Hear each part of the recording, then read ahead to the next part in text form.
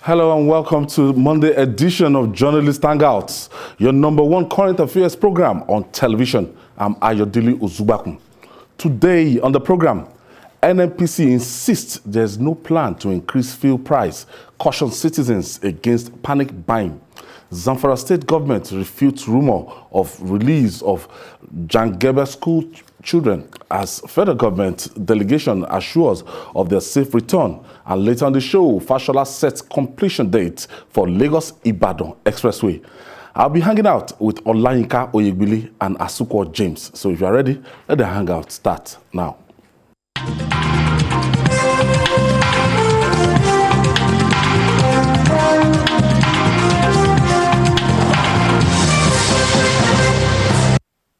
Thank you for joining us. The economic situation has put most Nigerians on the edge, and any rumored hike in price of commodities sent citizens into panic mode.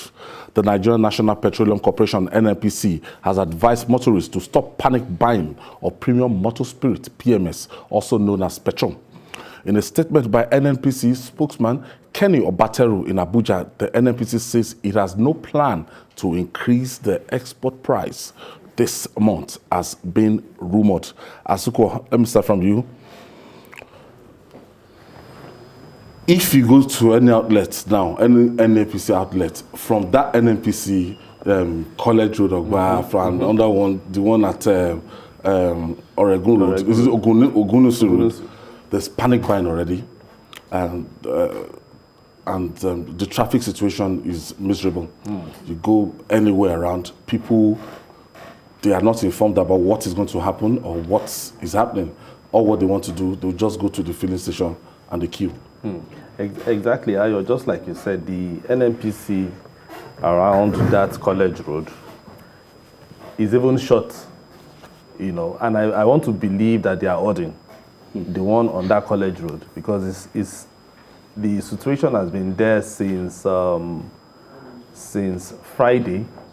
I noticed on Friday they shut that filling station, and then there's another total. If you go to Cameron, that Cameron area is also shut.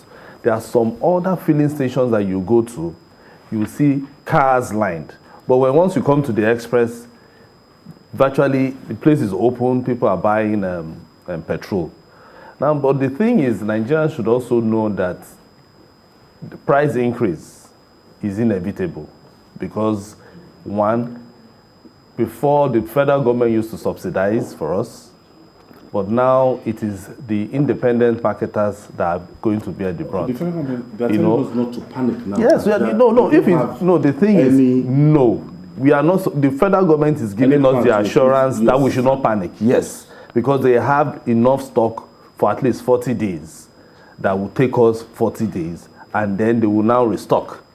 But Nigerians are panicking because of the fear that the pump price will be increased. Don't forget that what we are buying now is about 162, but the landing cost is about 170 or 180, and if you go to the open market, it's about 200. So people are already afraid. Don't forget also, Ayo, that even the minister also gave that a hint that likely the pump price will be increased. So people are already afraid that in the next couple of weeks, in the next couple of months, that pump price will increase. I remember then when we were all happy that they brought down the price. Immediately they increased it. Some filling stations decided to shut down and then hold, and then from there people started buying at the price increase. You know, so what we are seeing today is something that is not palatable. Nigerians should be calm, because already Labour is meeting with the federal government to see how they can cushion the effect. We have a very, very serious situation at hand. Things are not as easy as we thought it was going to be. Everything has been on the increase. If you talk about power supply, you are now buying, you are getting power supply. If you have a meter, you are now buying, depending on where you are from or where you stay, you will be paying more. So Nigerians are panicking because they feel that in some weeks or months to come, the pump price will increase. As we speak today, the pump price is 160, but nobody knows what will happen in the next couple of weeks. All right, we'll take this break. When we come back, we'll talk more. Still Journalist Hangout. Please stay with us. Come back. We're still talking about the artificial scarcity, will I call it, Dr. Igule? And because from what NNPC is saying and from what we see this afternoon around Lagos, even I was informed that in Abuja, yes, we have a situation like that. And we want to make sense of this situation. Honestly, in a while. Don't blame Nigerians. The truth of the matter is that the NNPC and almost all government agencies are suffering from a deficit of trust. That is the major problem. And I pity our friend, Dr. Kenny Obateru, for the statement. If you put the statement which he issued vis-a-vis the one issued some years back by the late Dr. Levi, put it against the one issued by Ohi Alegbe. It's all the same thing, assuring us that there is no plan to increase fuel price and all that, and some weeks down the road, it's either there will be scarcity and then they will increase the price. So don't blame Nigerians for rushing, for panic buying. There is a complete deficit of trust in all government agencies. People don't trust government agencies from here to there. So when the NNPC says, no, we have 40 days of stock and all that, is the price going to rise or not? If honestly you issued a statement that yes, the price is likely to rise, and we are still talking about it, people will understand. Or they will fume and talk and say this, and everything will calm down. But for you to, every time you issue the same statement, that things will, in this studio, in next week or in 2 weeks' time, we will come back and we'll discuss it again. And I assure you that they are going to do it. There is going to be price increase. Therefore, for them to always be telling us that, no, don't be afraid, this will not happen, it is still the same thing we have been talking about many years back. For instance, I think it was in the news yesterday that they said they have gone to inspect Dangote's refinery is coming on stream later this month. The price will come down. Why put the fate of a whole country on a single individual, on a single industry? Why? I mean, the whole thing is just rounded up in mystery. A friend who knows a little about this issue told me that the issue of price increase or not is not even in the hand of NNPC as such.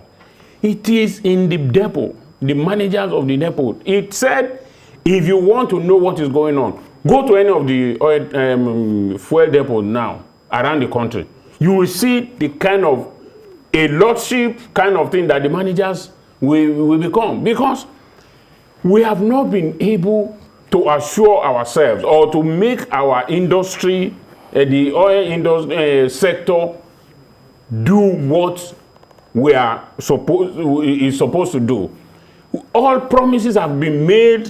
You can't blame. We are not blaming this government alone. Almost every government comes in. We are going to fix the refinery in 4 years. We are going to fix it in 2 years. Down the road, all of them have been defeated. What exactly is the problem? Is it to buy the spare part or to buy a complete set of refinery that is the problem? Why is Dangote refinery almost coming on stream and the government cannot come on stream? Come at us. So what is the problem? a lot of people have been issued with refinery licenses. What has happened to them? The only one we are hearing is Dangote. What has happened to Orient? What has happened to... I mean, there are several of them that were issued, or have they been withdrawn? This problem will still continue as long as we don't do what we are supposed to do. Asuko, it's a big contradiction when we're talking about full deregulation of the downstream sector. At the same time, government is the only player in that sector. Government is the major importer of petroleum products, you know, to the country. And we claim to have deregulated the downstream sector. No, no, that one, they are just lying, because you can't say that you are deregulating and you are regulating. Government is the one bringing it, and government is giving parts of bringing it to some people, and then also because fixing price. Those major marketers are saying, and also fixing price. What they're saying is that there's no how they can bring it in at the landing cost. Landing cost, yes, of course, because if you say full deregulation, it is the likes of Total, Mobil, whichever oil company, they will go out and bring it, and then they will have to sell at how much each is their landing cost. So what government is trying to do, I feel what government is trying to do is not to go into full deregulation, because it's going to harm us. You understand? While regulating in one breath? Because they are regulating here and also deregulating here. Because take for instance, based on how the oil prices are in the international market, if a Total or a Mobil goes out and bring it, Ayo, Total will sell more than 200 naira per liter. Mobil will also say, okay, fine, maybe business to make. Yes, of course. There is nobody that will go into business and is not thinking about profit.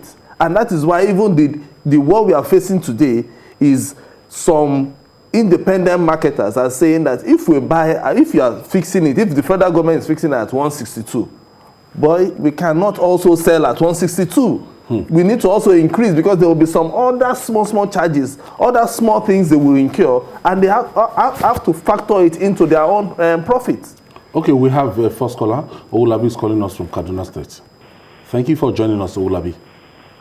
Hello, thank you for having me. All right. Go ahead with your contribution, please. I greet everybody in the studio. You are doing a wonderful job. Thank you. My husband does not miss your program, so in one way or the other, I'm hooked on your program too. But I just want to contribute. You see, the problem we have in Nigeria here is us.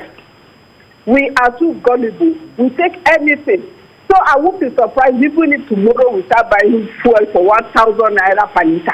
And then some misinformed, unguided people will come up here and begin to compare Nigeria prices in Nigeria to other places, telling us we are enjoying. Forgetting that our earning power here is far below where they are comparing us with. And even the other places they are comparing us with, how many of them are so blessed with that oil? So we continue to take this thing, and that is why they continue to dish it out to us. If we want this, say enough is enough. Hey, I can afford this, thank God. But what of the people who cannot? And some people will say, hey, if you cannot buy petrol, then you park your car. It's not like that. Everybody depends on it. Yeah. The market people will increase their prices. The farms you cannot even go in the first place. Then now prices will increase, because please, we need to talk to you people are in position. Talk to the powers that be. And please. Thank you. Thank you. I think what we need is for us to come out from this mess. One, the 4 refineries, I'm not sure they can fix them. It's either they sell those refineries to people who will, and they can sell them as scrap. Who will actually either they use it for whatever they want. If you remember, you know, because the second Obasanjo Yar'Adua sold it. Yeah. No. Obasanjo sold it to some private concern, and Yar'Adua came to reverse that sale. You understand? So all this wasting money on turnaround maintenance will not work for us. There's no point. So then those who are already have licenses, we need to also see what their licenses are. Can they help us? The second thing, Ayo, is because once you start to compare Nigeria with others, or compare how can we go away from this, we have to look for alternatives. Now, the major reason why foodstuffs will be affected will be transportation. Yeah. So the federal government will have to find a way to improve the railway system. If the railway system is working, there will be fewer cars, fewer trucks on the road. So, and that is the only way foodstuff can move either from the north to the south or from the south to the north. Remotely, I don't even see transportation as the biggest problem. For me, because let's look at this small scale industries. We don't have lights, and generator will run. People need power. Yeah, you see, they all dovetail into each other. What of gas? Exactly. If the price of fuel doesn't rise, there will be people will buy fuel and power their generator or whatever. But in a situation where we all depend on this fuel and there's no power, you buy fuel to power your generator. If you are a tailor, of course, you put it on the customer. It's the same thing. The women who grind pepper and all that, it is the same thing. It's the same ricochet effect that that will happen. What we need to do is rather late, perhaps for now, but they can set the pace. There must be a holistic look at the oil sector and think of, look, what exactly do we need to do? Do we need to keep this? I mean, you keep 4 refineries. Don't forget, all the workers are being paid for doing next to nothing. Yeah. So exactly, it might look unfeeling, but if you know that these people are not doing anything, close down the refineries and tell them to go home. They have fat packages they are going to get better than other people. Then you look at exactly what do we need to do. If the government doesn't want to run the refineries again, so be it. Give incentive to those who can build this. The situation as at 2021 now is that the capacities of those refineries, the capacity is zero. As in cannot demand. That's the reason why we are wondering why you have managers and everything. Was it the National Assembly that estimated 600 million liters a day for our consumption? Go and check the last time those refineries even refined anything at all. There was a time it refined 0 liter. So what are they? Meanwhile, there were some people who were working. Of course, we have engineers, we have chief engineer, we have superintendent engineer, and all those ones there. And we have contractors. Exactly. We take contract and So we need to boost. We need to boost the modular refineries. I know we have one in Imo. We have one in Edo. What's the capacity? The capacity is, they want to just increase the capacity. The one in Imo was 6,000. Now they are moving, they want to increase to 60,000. The one in Edo was about... But those modular refineries, they are smaller. Yeah, smaller. But at least if we have more around the country, it's going to help. You can have a refinery that will only supply the role of a Ikeja, if that is it. Coladi from Lagos on the line. Yes, hello. Thank you for joining us, Coladi. Yes, thank you very much. Okay, hello. Yes, go ahead, Coladi. I think we need to get the narratives right. Diesel price is deregulated and is going for 200 and something naira. Petrol, we are just not getting it right. The earlier we deregulate it, the better. Because the truth of it is that the NNPC refineries, well, thank God, Dangote refinery is coming up soon, and it can meet our needs. It is the business of the government to find a way to get value from that refinery either to sell it because we have been wasting money on it. But those days are numbered. And the petrol we are talking about, it is because our economy is not growing as it should be growing that we are consuming 500 barrels per day. In 5 years there, if the economy grows as should be, we should be collecting about 8 million barrels per day, like the economy of Mexico and all the rest. We will be net importer of petroleum products. It is better we face this reality and move on. Let the dynamic, let the market work and correct all the imperfections. Okay. No government. I'm not sure. I'm not. If the reality on ground is that with the landing costs on ground now, I don't think any government will want to implement it for the full deregulation of that sector. That even if everything we are going to pay at the end of the day is 250 naira Ayo, per liter. Let me just put a little bit of info to also Bolade. Now, we are not saying they should not deregulate. Yeah. But this period, whereby even the 30,000 minimum wage has not been paid, is still a struggle for many states. If, for instance, we have somebody who is earning 30,000 and is going to work in maybe on the island, Ayo, he will pay nothing less than, because they will increase the bus fare. Of course. That is where we are talking about the alternative. If, for instance, he was in another country, maybe he would have bought bulk tickets and they will reduce the price. Exactly. Food stuff would have been cheaper. Yeah. Then he can work based on his 30,000 minimum wage. Yeah. But in Nigeria, you cannot plan like that, because by the time you go out, somebody will tell you one tanker fell somewhere, and they are increasing bus fare that was 100 naira to 1,000 naira. You'll be forced to pay to go to work. Of course. That is 29,000 naira. You will also pay for, you buy food. Yes. On the island, you know that you can't even eat 3 square meal or 2 square meal on the island. So you have to start rationing your 30,000 naira. I'm trying if you are married and you have children, no, maybe one. And right now you have to eat without meat. Yeah, of course. So because right, because with the strike, no 100 naira meat again.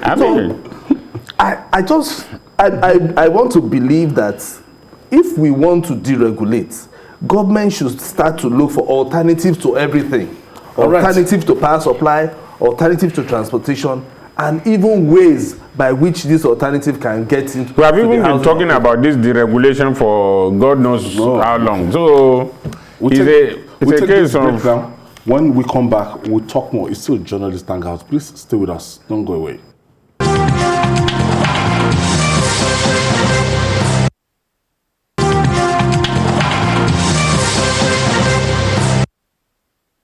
It's your #1 current affairs program on television, Journalist Hangout, reaching you live from your station of the year, TVC News. I have Asukwa James with me and Olanyika Oyebile, and we are looking at the panic situation in the oil industry, and ultimately, we are talking about that refinery, and we've seen stories on Dangote refinery. It seems the government and the entire country, we are hoping that that refinery will come up later this year. Yeah, that is our only hope. To serve the whole country. But even at that... Is that wise? No, it's not wise, of course. But the thing is, I hope we will not be shocked at the end of the day. That is what I'm saying. Dangote is putting his money into a business. And I don't see a situation whereby Dangote will say, okay, because I am in Nigeria, I want to pity you people. You people should be buying fuel at 50 naira. You understand? So let's just get that straight. No, because he is going into business. Forget about all the waivers that they would have given him. It's going to refine here? Yes, it's going to refine here. He will get the crude oil, because I heard that they even want to sell the crude oil at in Naira. Naira, yes. You know, the CBN governor said that yesterday. But what will be, how much will it be? We need to know. So the CBN and the federal government should let us know. I think everything should be accountable. Let's know how much it will be in Naira. The truth of the matter is that whatever or whenever it comes on stream, it is not going to sell below what is the current price. Exactly. That is what we should mark. Even at that time, if the price goes to 200 naira per liter, when Dangote comes, don't expect that it's going to sell at 100. No, it will not. It will not, and I want to be quoted on that. I want to be proved wrong on that. Because it's a business, just as we are saying. Yes. So our final messages to Nigerians now is that there is enough fuel. Please stop panic buying, because it's even causing traffic on the road. The small fuel, the small 1 liter that somebody will use from point A to point B, we will now use it in traffic. So NNPC has assured us that there's enough fuel for us. Forget about those filling stations who are closing their gates. There are other filling stations. You can always report. You can always report the NNPC to all those filling stations. DPR. Yes, to DPR. Yeah, DPR, so that they can go there. Do we need to report? Don't DPR people pass by those filling stations? They don't pass. Well, I think they are assuring with a pinch of salt. Nigerians should stop panic buying for now. Okay. Just to save themselves, not because we believe that there will be no fueling price now, increase. moving on, released or not released is the raging debate over the fate of the abducted students of Government Girls Secondary School, Jangebe in Zamfara State. The state government said the abducted students are still with their captors, but efforts ongoing to secure their release. As well as yesterday, when we had journalists hang out, as at 1:30 p.m. yesterday, we reported, although we were careful on journalists hang out, that look, that's this what we gathered, and earlier we were able to get a conflicting. We got that conflicting report that the girls are still in the hands of their captors, but the problem here now is that the Zamfara state government and the federal government, they're working together to get these people and these girls. At the end of the day, are we not going to have more of this? It's like a yes, it's like a bandwagon now. Everybody seems, all the kidnappers, they seem to, the most lucrative thing is to hold governments to ransom. I think it's because we just to get the narratives of those we call leaders from the north, because once you bring a narrative of bandits are not criminals, it emboldens them. If they are freedom fighters. Yeah, if you say they are freedom fighters, it emboldens them. If bandits are criminals, you call them criminals. If you want to negotiate with a bandit, if you are negotiating with a bandit, look for why that person has turned himself into a bandit. That is why we have what they call sessions of emotional intelligence around. So if government want to start to negotiate and begin to look for who is going to talk to those bandits, and then they tell you the problem, you should, as a government, you should be able to find solution to that problem. Not by sending somebody who will now come and then think that every other Nigerian is a fool. We are not. We know those who, in quotes, we are freedom fighters. We know who are because let me tell you, Ayo, if a kidnapper, people who have been kidnapped before, if they share their experience, you will never pray that you even encounter them. Because these are the people who are high on drugs. These are the people who have weapons that you cannot even think of. Even if you are contemplating of even trying to escape. They're not reasonable people. They are not. So, and that is why I am very, sometimes I'm angry that anytime they will say they are negotiating, they throw money at them. And I said it last week. I said, if a bandit or kidnappers release one particular set of children in point A, and the government does not make any effort to arrest as well as prosecute them and waiting for them to repent. Or to kill them outright. There is a tendency of, another point in another camp, that will embolden that particular set to do, yes, because it's like a cartel. So the thing will move from point A to point B in another state. Remember, it started in Kaduna. Before you know it, it went to Niger. Yeah. And it was rampant. It was everyday thing in Niger. Yeah. And even when the governor was saying that he was trying as much as possible to see how we can deal with it, it was until they adopted those children that everybody now knew the effort he was trying to make. From there, we went to Katsina. Don't forget, the Katsina state governor also tried to do the negotiation until the thing fell through. Zamfara state governor also did the same, and is still doing the same, but it is not making efforts. So we should call those guys what they are. We have discussed this before, and I remember I did make mention of this also. If you want to pay ransom, technology has advanced in such a way that there are chips that you can put inside the money. Exactly. You put the chips inside the money, you pay the ransom, you take the children away or the kidnap people away. In the stack of money that you have given to them, the chips will tell you where exactly. It will take you to where they are. Then you can swoop on them and take them away. That was the same thing. It was what the United States of America used to trace where Osama bin Laden was in Pakistan. They knew that a car was always coming out from a particular house, going to buy victuals almost on a monthly basis. They traced that car, put a chip on the tire, and the car went back for almost 6 months. That was how they were following it.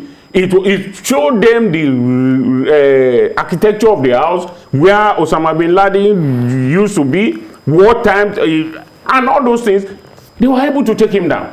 How much will it cost? Will it cost more than all the money they have been paying the kidnappers for us to approach? Is it United States, England, or whichever country has that technology that give us this chip? We put it into this sack of money. It will tell you exact location where they are. Then you can sweep on them. But we continue to give them money. We continue to pamper them. They are not bandits. They are insurgents. We are playing it with English, and every day they are killing people and taking people away. The country has become like, I mean, when you have people who are outside the country now, they tell you, don't travel, don't go to, I mean, it has become that bad. For you to even think that you want to go from Lagos to Ibadan, you'll be asking yourself, is it safe? Is it? You'll be praying that your tire was not burst on the road. I think all the intelligence community in Nigeria and the technology, or people who know technology much, we must think about this. I mean, these are things that has been done all over the world. We don't need to reinvent the wheel. It has been done before. Mr. President said it last week when he was represented by his chief of staff that they're not going to negotiate with the bandits, and they're going to meet them, and as in they're going to serve justice. They're going to use force. So, I'm not sure you use that word force. But at least, they're not negotiating. Well, so if they're not negotiating, the thing is, to solve the problem, they are going to meet them with force. Let me put it this way: Mr. President should always use whatever he's saying. There should be action to it. Thank you. And then Nigerians should also see that action. Thank you. Because if you just say, okay, don't worry, like yesterday, Adi Serika said, this is going to be the last kidnap. Yeah.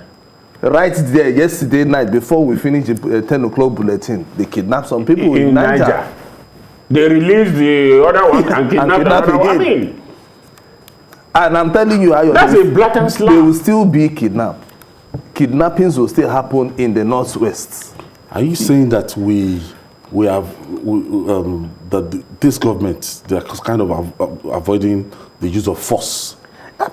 Or there's a sentimental attachment, or I don't understand. I will not say that. I want to give them a benefit. I like giving people benefit of doubt. I don't want to say that they are handling these bandits with a kid gloves, and trying to pamper them. But they have to show that action that because they know people what are they're really doing. worried. Because, People are asking that look at the alacrity in which military guys got to Imo State. Exactly. You know, so after Governor Oguzodinma confirmed it that yes, he called for the military to the president. That's saying that if you can treat the IPOB guys like this, why are you not descending? Ayo, the governor of Imo State said I actually sent them to come.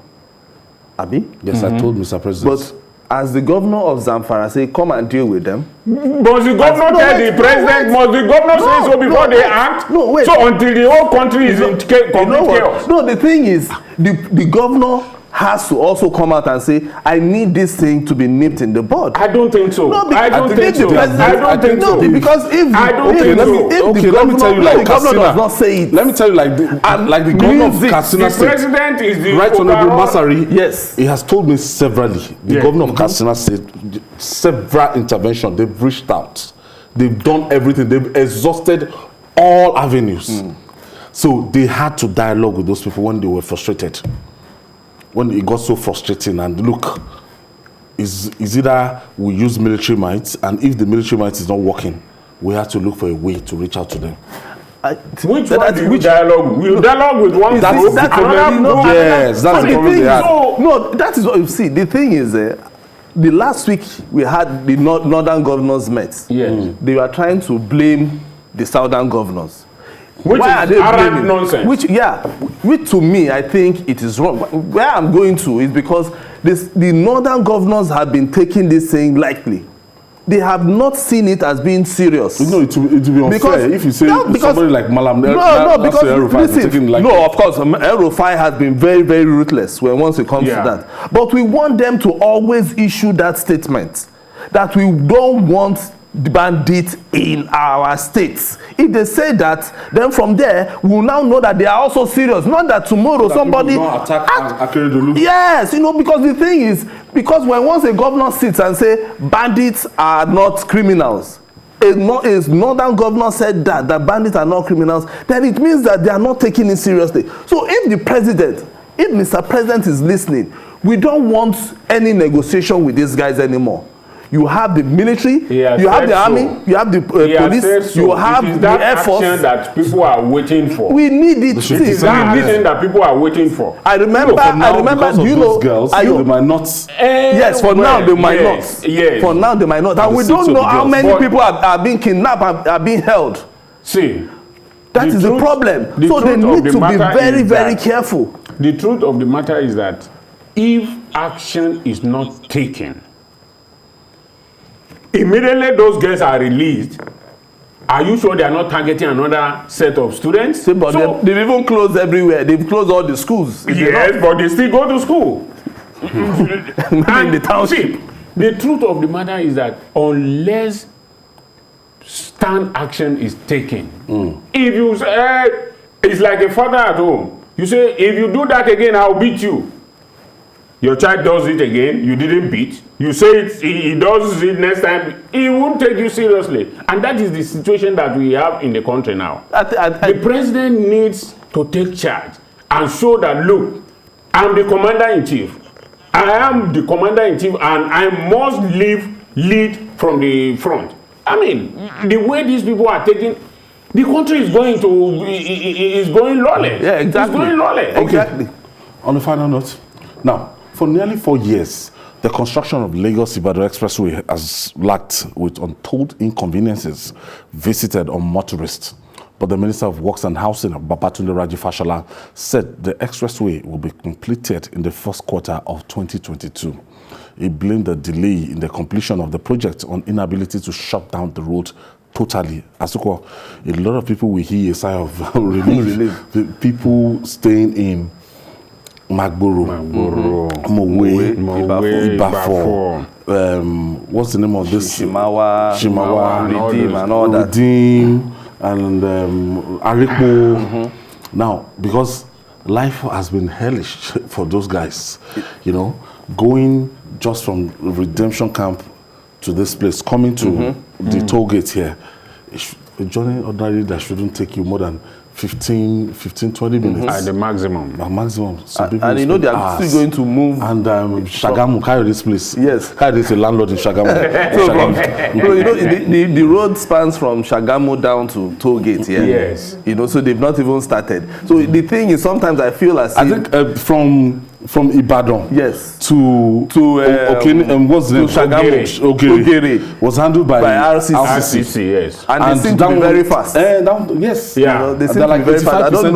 I don't know how they are doing it, but the thing is, they seem to be very fast because once you get to Ogere and you are moving or coming, it's faster. Yeah. But once you now want to enter Lagos, as you are coming to Lagos, it becomes very slow. Now, traffic and all that. The explanation of the minister is quite clear. Because when you want to look at from Lagos to Ogere, the people in the residents, the inhabitants in those areas, and the number of people densely populated, Mowe is getting, I don't know. Even if you look at it, even the job would have been completed, but there were some adjustments that were made in the contract because they didn't factor the churches that were around. Yes, you know, like Redeem, for instance. If you are coming, by the time they want to do their convention, people will have to force themselves to cross over. So now they are trying to make another flyover, you know, flyover for people to drive in and drive out. So that is a new and that road cannot be closed 100%. No. It's a major road. No. That is what is even causing the delay, you know. And people we just want to be patient.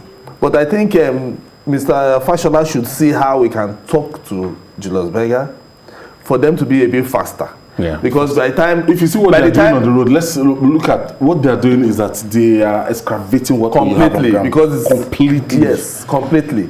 Because it will take years. Because if, for instance, that road will last 30 years, and Nigerians should also brace up. They are going to toll. They will toll that road.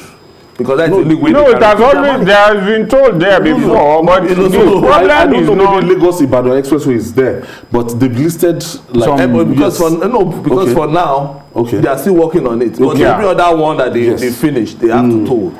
But to me, I feel that's another matter entirely. Anyway. But the thing is, as that road is today, once you drive on that road, you see the effort.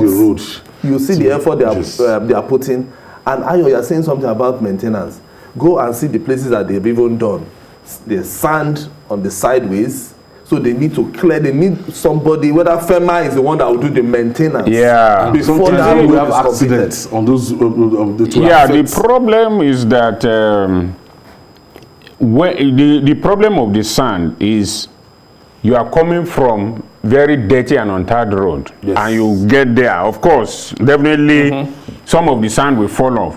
What they need to do, as you have said, is either FEMA or whatever agency they will employ that will have a sand sweeper that will be sweeping the sand away, because those ones too cause some problems. Yes. They block the drainages, they do all that. The drainages are even blocked. Exactly. So, and they've not even inaugurated the road. At all. So what we need now, as we said, they can't completely close it. But there are ways they can do it. I don't know, the contractors, they treat road users with some level of levity. They just close the road anyhow. There's nobody to direct traffic or even road sign and warning. In other parts of the world, in other parts of the world, such things will be on air, online every time. They will be telling you on this is so. I mean, they have what you call it, road signs on the board. No, they didn't do badly regarding the Third Mainland Bridge. They were always informing us. Of course, but in terms of communication, but what about this one? No, if they did very well on Lagos, the Third Mainland Bridge, why can't they transfer the same thing to this place? I think another challenge that we are having on that road that we are usually having traffic is also the commercial buses. Yeah. The small lane that tanker will pass, and some other private cars will pass. Lawless They will commercial just, They will just park there and carrying by passengers. So lawless. And then the tankers. Yeah. The tankers, they are also another problem. They are the ones that will destroy that road last. Except we find a solution to their problem. Nigerian Railway Commission. You know, because if you see some of the road, there's a particular road, if you are going towards Ogere, the road is like this now. Yeah.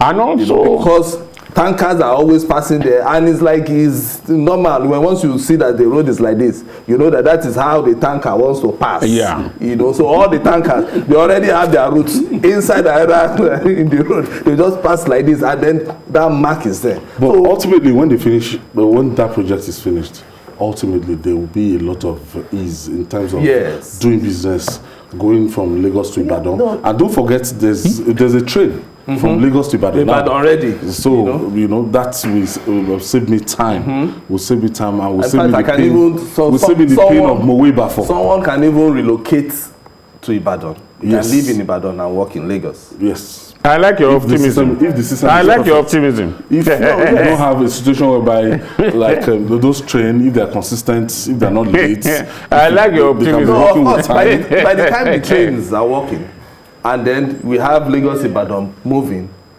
you can live in Ibadan and then work in Lagos. If you have good roads. Good road.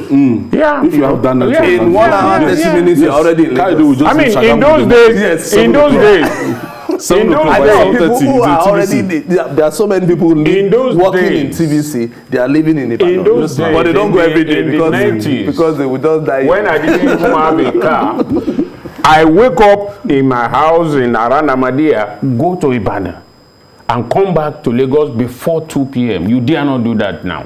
Because vehicular movement, the number of vehicles, I mean, so the population It's too much. yes, what we're grappling with. what the need? If that road is completed, also, there must be law. People must obey the law. The one that we are talking about, look at this Ikorodu road. You are driving, there is a lay-by for downforce and the rest of them. They won't park there. They won't park there. They will park in the middle of the road and people jump down. Okay. So We have to leave it there. It's pirated one. Thank you. I still got James. And Dr. Olayinka Igbile. Thank you so much. Alaja Doja Salami. Yes, Adeni Salami, today is her birthday. Wow. That's fantastic storyteller. Yes, exactly. I want to wish her well. all the best. And all the things she's been doing for humanity and for COVID-19 Nigeria. experts. Yes, because she actually dared the odds Award-winning by going into the isolation center, which yes. for a female to do that, we have to give her thumbs up. And we wish her well. Happy birthday and many happy returns. Alaja, on behalf of your assignment editor and the crew of Journalist Hangouts, we wish you happy birthday, Doja Salam Adeni. And on that note, we drop the anchor on today's program. Join us tomorrow for another edition of the program. You don't forget to join Journalist Hangout on Sunday from 1 p.m. to 3 p.m. We're on YouTube, youtube.com/TVC News Nigeria. I'm Ayodele Uzubakun. Bye for now, and God bless Nigeria.